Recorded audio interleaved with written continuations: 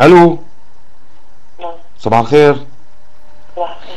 معك إذاعة التلفزيون الجديد منزل الدكتور محمد حبش نائب مجلس الشعب. ايوه.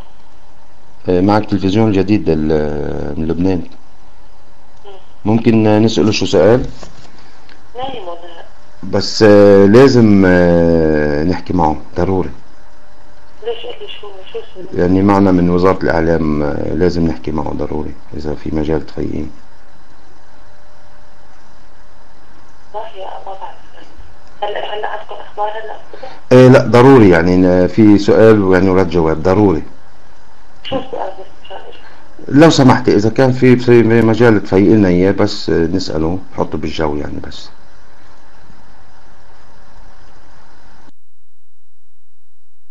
لازم قبل على علم؟ مم. طب قل لي بس مشان اعرف أنا بقول لك على راسي، بس لو سمحتي إذا في مجال تفيقي لي إياه.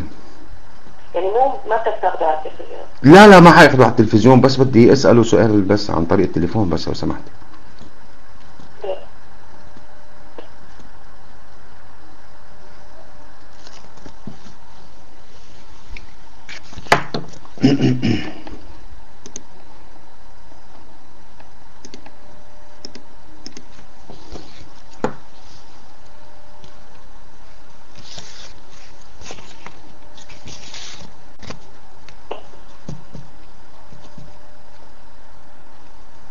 الو. ألو، صباح الخير. صباح النور. معك المراسل تلفزيون جديد جورج صليبة. أنا آسف على الإزعاج، بس للضرورة كان يعني. انا يعني الله يسلم عينك. بدي أسألك سؤال لو سمحت، لأنه ممكن تعطينا موعد لنعمل معك مقابلة. بس سؤال إنه عدد المساجد اللي دمرت ب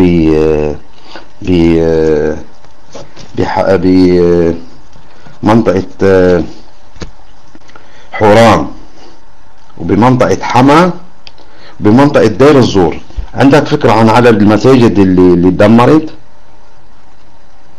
ممكن بس لا ان شاء الله ان شاء الله يعني. وبحمص إذا في مجال تقول لي عدد المساجد، لأنه عاملين برنامج حول المساجد بسوريا.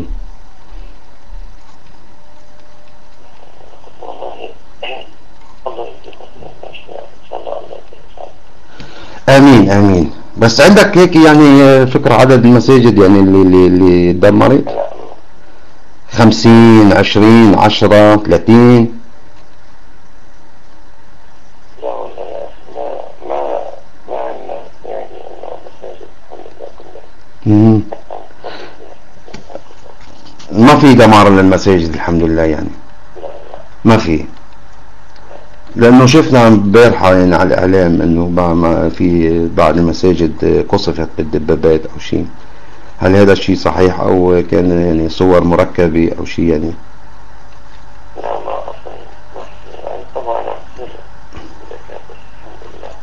مم. في مساجد او نقاط فيها الصلاه وناس الحمد لله عم بتصلي الناس يعني الحمد لله رب العالمين. طيب وصلاة الصبح حضرتك هلا يمكن وقت صلاة الصبح. ايه. طيب ففي خبر بدي اخبرك اياه، انه اذا بتضب الشنطة وبترحل على بكير، بس وين بدك تهرب؟ الى اين؟ وين بدك تهرب بس؟ وين بدك تهرب؟ مربي لحية وبتقول صايم وبتكذب، بتقولش فيه ما بتقول بتعترف في مساجد عم تتدمر؟ مش عيب الكذب برمضان؟ ها؟ ولا بعدك مش مصحصح يا استاذ محمد؟ نعم يا اخي. انا عم بحضرك مقابلات على التلفزيون، بس يعني وين حتهرب؟ الى اين؟ يعني بس ما عم تحكوا الحقيقة. ليش؟ هيك داعمين هالنظام، هيك بي اعمى هيك وماشيين ورا النظام، مش عارفين لوين مصيركم. ليه يا اخي انتوا هيك متصورين يا طب البلد هون الحمد لله. البلد منيحة مزبوط، والامان موجود انت هذا الكلام والناس هيدي اللي عم بتموت اللي عم نشوفها على التلفزيونات، هل هذا الشيء صحيح ولا كمان تركيبة؟ انت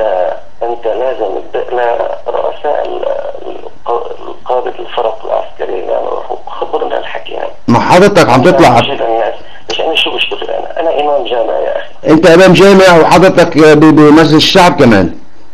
شو اوزن مجلس الشعب؟ ما انت المفروض تقول الحق لو على قطع راسك. لا يلعن ابوك ابو النفضة. شفت انت امام مسجد انت